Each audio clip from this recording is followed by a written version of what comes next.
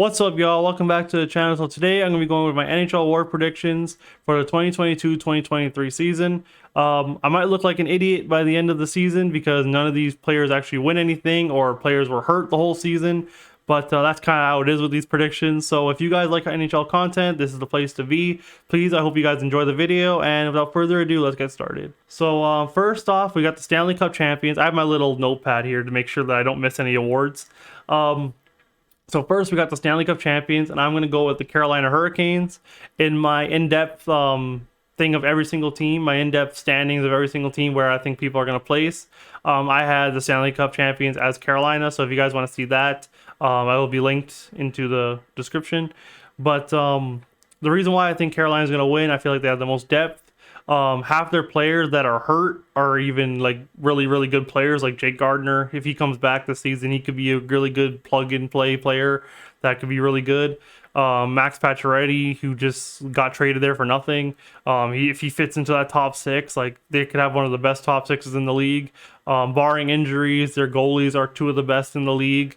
That's why I personally feel like they have all the tools. As long as they can get past the hump of Tampa Bay, then I feel like they can definitely win the Stanley Cup. All right, so my Calder Award winner would be Mason McTavish. Personally, I feel like he has the best skill set of all the other rookies. I personally feel like he's a better rookie than Matty Beniers, Shane Wright, Safalski, Owen Power, Jack Quinn. I just feel like he has the better skill set than any of them. There was a reason why he was picked number one. And personally, I feel like on a declining Ducks team that could be really good in the future, I feel like he's definitely going to be able to get a lot of playing time if he makes the team out of camp, which I'm assuming that he will. But yeah, that's just personally, I feel like he's going to have a pretty good season. I just feel like he's just going to be the best player out of that draft class. At the Vezina winner, this might be a little bit of a shot in the dark, but I'm going to go with Ilya Sorokin.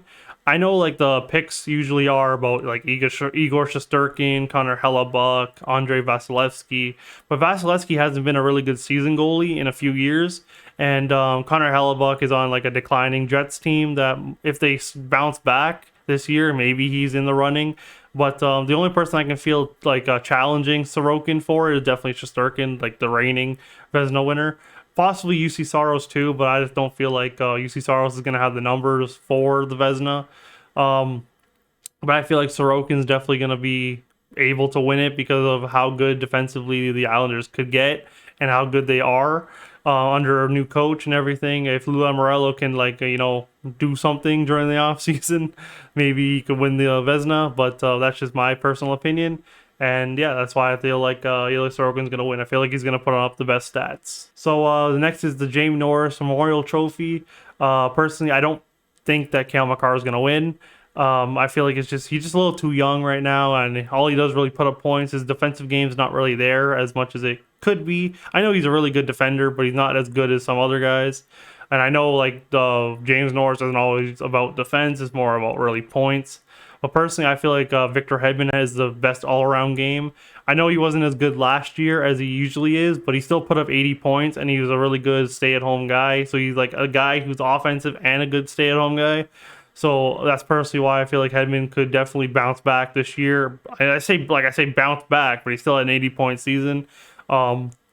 With the way the scoring is trending upwards, he could have like a 90 to 95 point season and definitely play a really good defensive game and then end up winning the Vezina by a landslide.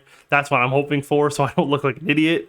But personally, my pick is Hedman because like you can't really argue with how good he's been. Because like I feel like he's been the best defenseman in the league for years now, and there's no really betting against him that he could win another Norris Trophy. The Hart Trophy we got is Nathan MacKinnon. That's my pick.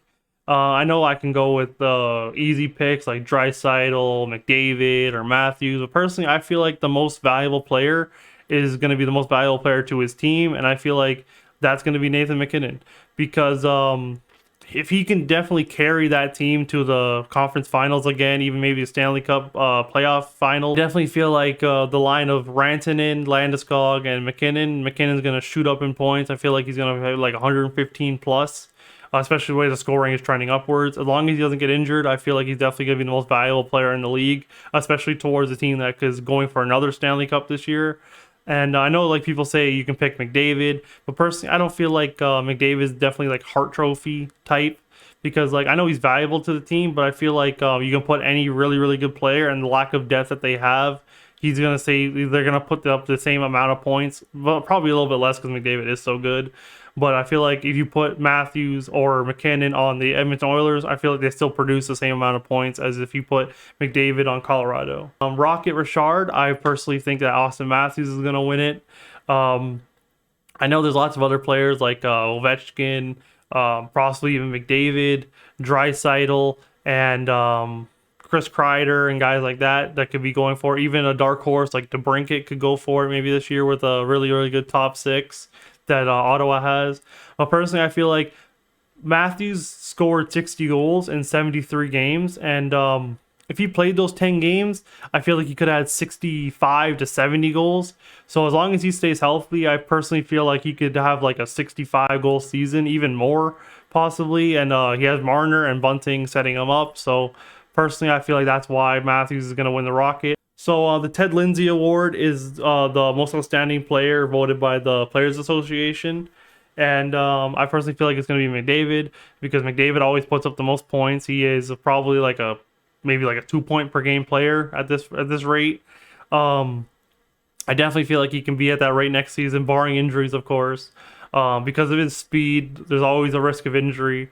But I personally feel like as long as he stays in the lineup, he's definitely probably either the best or tied for the best player in the league. And I feel like he's definitely gonna have probably like 52 to like maybe 55 goals and probably like 135 points. And I personally feel like that's most outstanding player worthy. I know usually the Hart winner and the most outstanding player winner, like the Hart winner and the Ted Lindsay winner, are usually the same. But personally, I feel like it's better if I do someone different. Going with the Ted Lindsay Award, we got the Art Ross next, and if I have the Ted Lindsay Award being McDavid, I'm gonna say the Art Ross Award winner being McDavid, and I feel like he could have 135 points, 140 points this season. He said he's gonna shoot more, so maybe that could mean that he could have like a 55 goal season. I don't believe he's gonna have like no 60 or 70. Like he's not gonna go Gretzky style on us. But personally, I feel like he's definitely gonna be the player that has the most points. The only players I can see that are gonna rival him are possibly Matthews, maybe even Marner, Kucherov, McKinnon, or Draisaitl. And I just feel like they don't have the playmaking ability that McDavid possesses. But there's definitely going to be a closer race than it usually is because I feel like everyone's going to be scoring a lot more. But yeah, that's why I feel like McDavid is definitely going to win the Art Ross. All right, y'all. So I personally feel like the Frank J. Selke winner is going to be Mark Stone. And the reason why I feel like that is because he's one of the best defensive forwards I've ever seen. And personally, I feel like the reason why he hasn't won one yet is because he's always injured. And he is not a center. And usually the Frank J. Selke goes to a center because usually they have the more possibility of having more responsibility in the defensive zone, like a guy like Patrice Bergeron, Austin Matthews, Anze Kopitar, guys like that, usually that get a lot of Selke votes because they are centers and they have more responsibility. But personally, I feel like you can't just scoff at how good Mark Stone has been defensively because he's played on a lot of bad teams and he's still always been really good defensively. So that's personally why I feel, and he's a really good point producer. But points don't matter with the Selke. But that's why I personally feel like he's going to win the Frank J. Selke Award for the most defensive forward. And my last trophy is kind of like a little bit of a weird trophy to end off. But personally, I feel like the Jack Adams Award is going to go with Dave Haxtell.